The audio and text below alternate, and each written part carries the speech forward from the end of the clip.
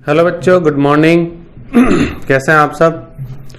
आप ठीक होंगे और अपनी पढ़ाई बहुत अच्छे से कर रहे होंगे। तो अपन ने पिछली क्लास में हार्डी-सुलजे लॉ पढ़ा था। अपन ने कोगुलेशन पेप्टाइजेशन की बात की थी। तो हार्डी-सुलजे लॉ में क्या बताया था आपको कि जितनी ज़्यादा आयन की वैलेंसी होगी उतनी ज़्यादा उसकी पावर ऑफ कोगुलेशन होगी, यानी कि कोलोइडल सॉल्यूशन को वो उतना इफेक्टिव वे में उतनी तेज़ी से प्रेसिपिटेट करेगा। ठीक है, आज अपन बात कर रहे हैं उसी पे बेस्ड एक क्वेश्चन की जो कि कॉम्पिटिटिव एग्जाम में आया हुआ है।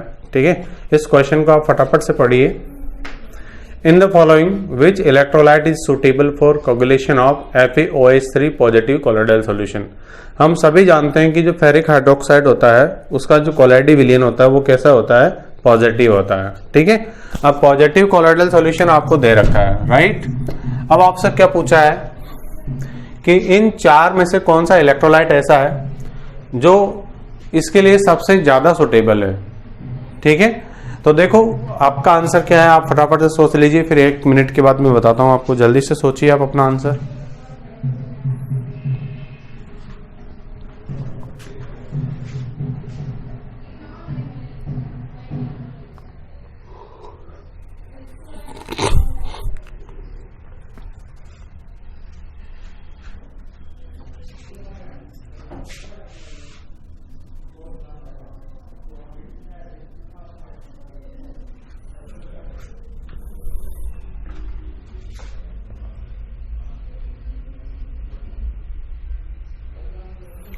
ठीक है, आपने आंसर अपना कर लिया वो सोल्व। अब मैं आपको एक्सप्लेन करता हूं। देखो इसका आंसर क्या होगा।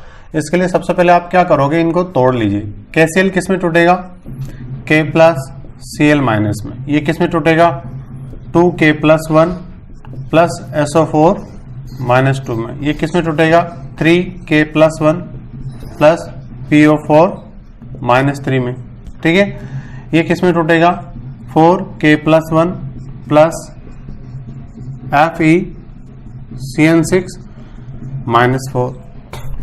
अब देखो पॉजिटिव कोलोइडल सॉल्यूशन को ऐसा आयन सबसे जल्दी न्यूट्रलाइज करेगा जिसके ऊपर ज्यादा वैलेंसी हो। तो इसके ऊपर ज्यादा वैलेंसी है -4, यहाँ -3, फिर -2, -1, तो -4 वाला सबसे पहले करेगा। अब ये कौन से इलेक्ट्रोलाइट से मिल रहा है आपको? D से। ठीक है, तो आंसर क्या हो गया? D। ठीक है, ऐसा एक और क्वेश्चन अपन करते हैं। In the following which electrolyte is suitable for coagulation of, यहां पे मैं लिख देता हूं नेक्स्ट, आर्सेनिक सल्फाइड नेगेटिव। आपको पता है आर्सेनिक सल्फाइड कैसा होता है? नेगेटिव कोलोइडल सॉल्यूशन होता है। इसके लिए 4 ऑप्शन है आपके पास। ए के अंदर आपको दे रखा है KCl जो कि अभी आपने देखा ही है। B MgCl2, C SnCl4, D AlCl3। ठीक है, 4 ऑप्शन है, फटाफट से आप देखिए। अभी अपन को यहां पर नेगेटिव दे रखा है, तो पॉजिटिव आयन को देखेंगे कि किससे सबसे ज्यादा वैलेंसी वाला पॉजिटिव आयन मिल रहा है। तो ये तो आपका K प्लस रिलीज करेगा, ये Mg+2 देगा, ये देगा आपका Sn+4 और ये देगा आपका Al+3। ठीक है,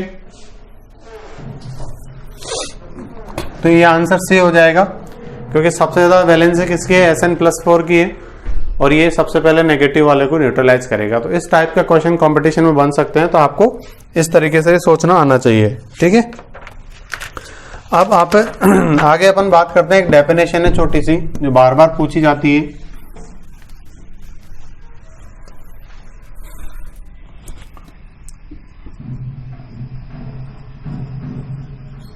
वैल्यू ऑफ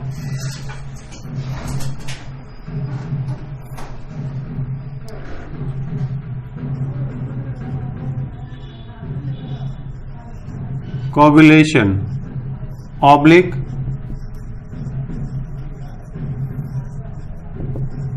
फ्लोकुलेशन है ना। Value of coagulation oblique flocculation, यानी कि हिंदी में बोलेंगे इसको स्कंदन का मान या फिर उर्णन का मान।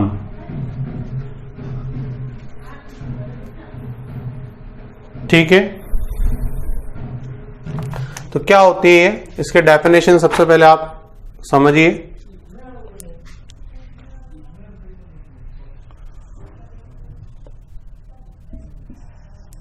द अमाउंट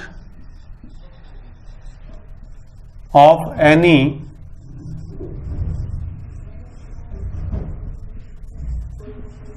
इलेक्ट्रोलाइट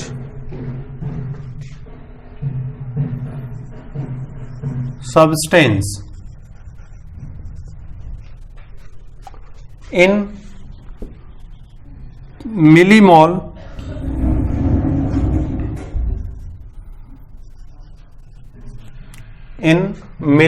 यानी मिलीलीटर पर मोल में, मॉल में millimole.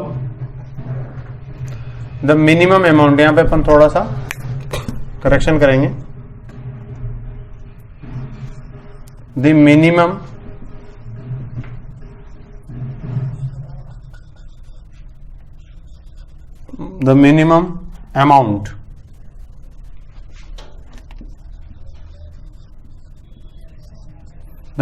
amount of any electrolyte substance in millimole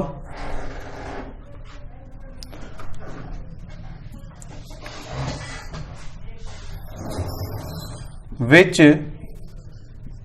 is necessary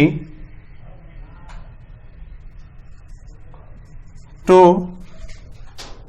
coagulate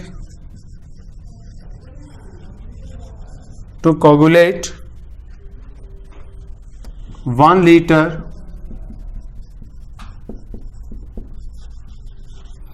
colloidal solution.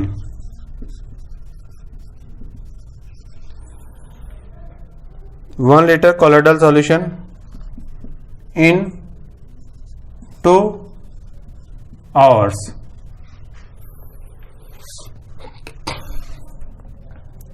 Known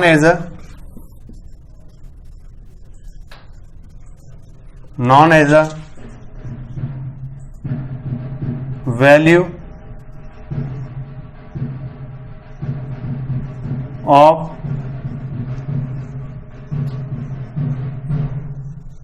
coagulation.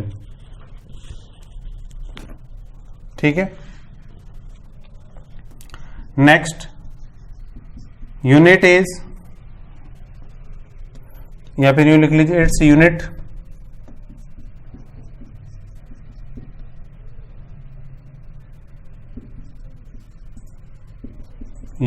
Is in millimole पर लीटर। इसकी यूनिट किस में होती है? मिलीमोल पर लीटर में होती है। नेक्स्ट पॉइंट,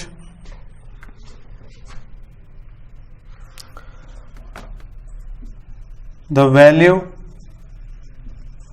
ऑफ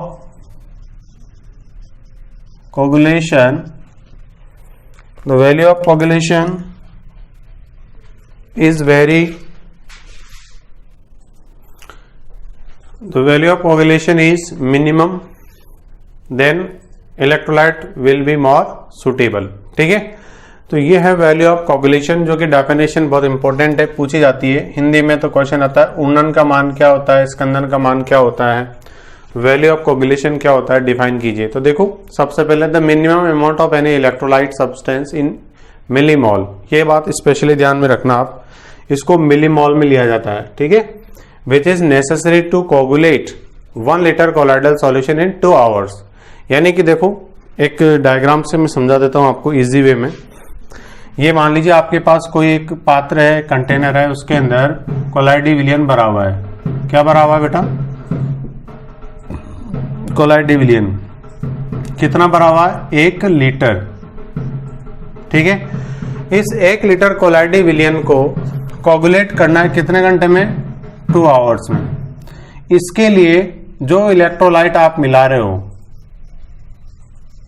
उसका मिनिमम अमाउंट, ठीक है, यानी कि इलेक्ट्रोलाइट का मिनिमम अमाउंट जो 1 लीटर कोलाइडी विलियन को 2 घंटे में कोगुलेट करने के लिए जरूरी है, उसे अपन कहते हैं वैल्यू ऑफ कोगुलेशन। अब देखो, कोई भी इलेक्ट्रोलाइट है वो बहुत तेजी से अपना काम करता है, बहुत कम मात्रा में लेने पे करता है, तो जितना ज्यादा कम मिलीमोल में उसको लिया जाएगा, ठीक है, उतना ही ज्यादा वो सूटेबल माना जाता है। कैसे?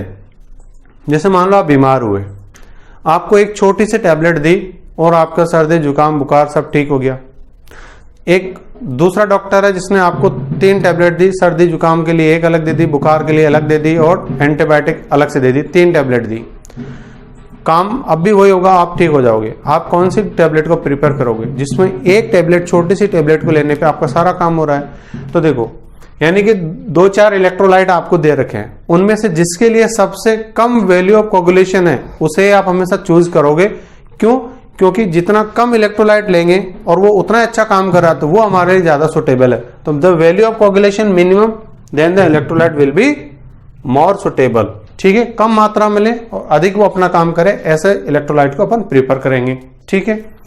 तो ये इसकी यूनिट क्या होती है? मिलीमोल पर लीटर होती है। तो वैल्यू ऑफ कोगुलेशन का अगर क्वेश्चन आए तो आपको कंफ्यूज नहीं होना बिल्कुल भी, ठीक है। अब आगे अपन बात करते हैं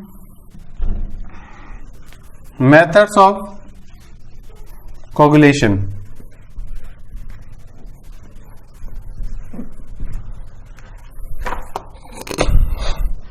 ठीक है, नया टॉपिक है हमारा मेथड्स ऑफ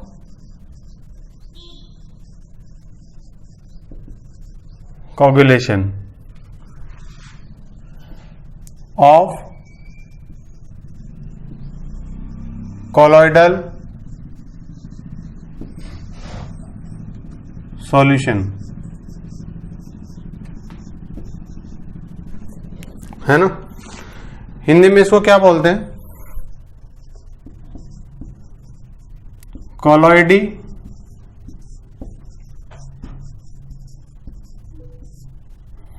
कोलॉइडी विलियनों के स्कंदन की विधियां, ठीक है।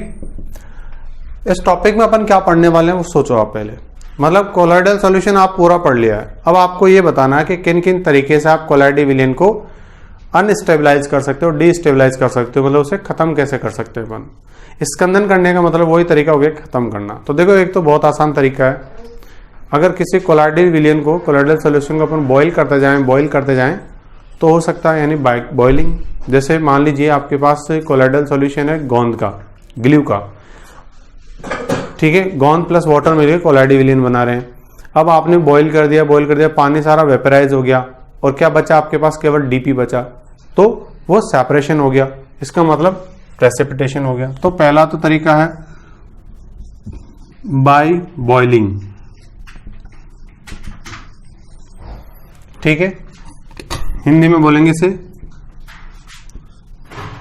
क्वथन द्वारा,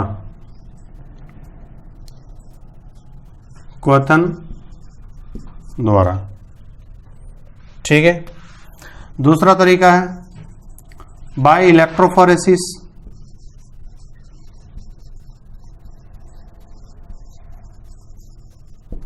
यानी कि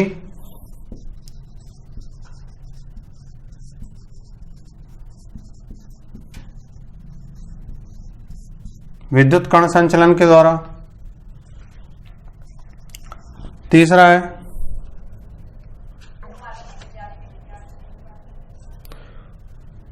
बाय इलेक्ट्रोलाइट, अगर आप अधिक मात्रा में इलेक्ट्रोलाइट को मिला दो तो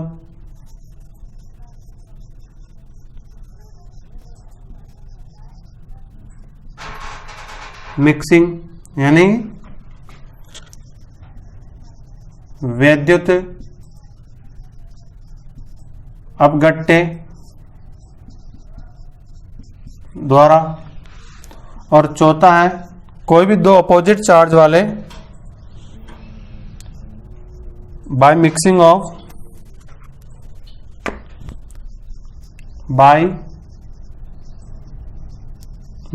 of two opposite charged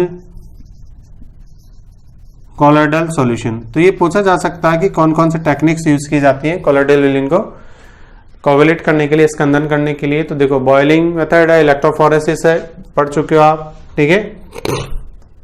electrolytic mixing मतलब इलेक्ट्रोलाइट मिलाने से, बहुत ज्यादा मात्रा में इलेक्ट्रोलाइट मिला देंगे तो वो न्यूट्रलाइज कर देगा। By mixing of two opposite charge मतलब एक पॉजिटिव कोलाइटिव विलिन है, एक नेगेटिव है, दोनों को मिला दो, दोनों एक दूसरे को न्यूट्रलाइज कर देंगे, खत्म हो जाएगा। इलेक्ट्रोफोरेसिस में आप पढ़ चुके हो, एनोड लगा देंगे, कैथोड लगा देंगे, वहां पर क्या होगा, या तो एनोड पे या कैथोड पर सारे डीपी के पार्टिकल आके डिपोजिट हो जाएंगे, न्यूट्रलाइज हो जाएंगे, और वो फिर अंडर द ग्रेविटी सॉल्यूशंस अलग हो जाएंगे। तो इस तरीके से भी सेपरेशन हो जाता है। तो हमारे पास 4 टेक्निक हैं जिनकी वजह से कोलोइडल सॉल्यूशन का क्या हो जाता है, कोगुलेशन। इसका इस मेथड का एग्जांपल बता रहा हूं मैं, केवल इस मेथड का, फोर्थ वाले का, by mixing of two opposite charge. जैसे मान लीजिए आपने क्या करा, आप जानते हो पहले से बहुत बार एग्जांपल लिया, फेरिक हाइड्रोक्साइड, ये कैसा है, पॉजिटिव। दूसरा आप जानते हो आर्सेनिक सल्फाइड, ये कैसा है, नेगेटिव। इन दोनों को आप मिक्स कर दोगे ना तो क्या होगा, दो अपोजिट चार्ज वाले कोलोइडल सॉल्यूशन मिक्स कर दिए तो ये कोगुलेट हो जाएगा, ठीक है। इसमें बॉइलिंग वाले में मैंने एग्जांपल बताया दिया आपको, ग्लू प्लस वाटर वाला, गोंद को आप सेपरेट कर सकते हो, पानी को उबालते रहो, ठीक है। तो इस तरीके से अपन कर सकते हैं, क्लियर। इलेक्ट्रोफोरेसिस में आप लियोफोबिक को ले सकते हो सारे के सारे, ठीक।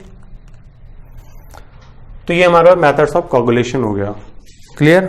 अब अपन स्टार्ट करेंगे प्रोटेक्शन ऑफ कोलॉइड, है ना, अगली क्लास में स्टार्ट करेंगे। आज आपको थोड़ा सा मैं उसके बारे में बता दूंगा बस, ठीक है। उसके बाद हमारा कोलॉइड खत्म हो चुका है, ठीक।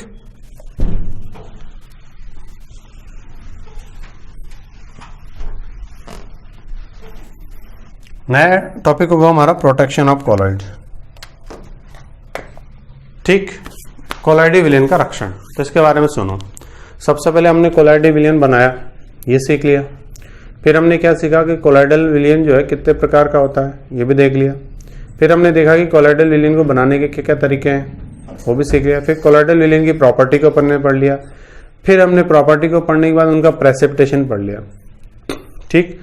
अब हम ये जानना चाहते हैं कि यदि हम चाहें कि कोलॉइडल सॉल्यूशन जो है वो प्रेसिपिटेट ना हो, ठीक है, मतलब हम उसको प्रोटेक्शन देना चाहें तो क्या कर सकते हैं, इसे अपन क्या कहते हैं, प्रोटेक्शन ऑफ कोलॉइड, यानी कोलॉइडी विलियन का रक्षण। हम कोलॉइडल सॉल्यूशन को प्रोटेक्ट करना चाहते हैं। अब किससे प्रोटेक्ट करोगे आप, जिससे उसको खतरा है, किससे उसको खतरा है कि वो कोगुलेट ना हो जाए, ठीक है। यानी कोगुलेशन से बचाने के लिए हम प्रोटेक्शन देंगे। प्रोटेक्शन की भी कोई ना कोई टेक्निक्स मेथड्स होते होंगे जो कि अपन अगले वीडियो में पढ़ेंगे। तो प्रोटेक्शन ऑफ कोलॉइड यानी कि कोलॉइडी विलियन के रक्षण से जनरली मतलब क्या है, सेंस क्या है कि उनको लंबे समय तक ठीक वैसा बनाए रखना जैसा वो अभी हैं, ठीक है। इसके बारे में अपन अगली क्लास में बहुत डिटेल में चर्चा करने वाले हैं। Thank you so much.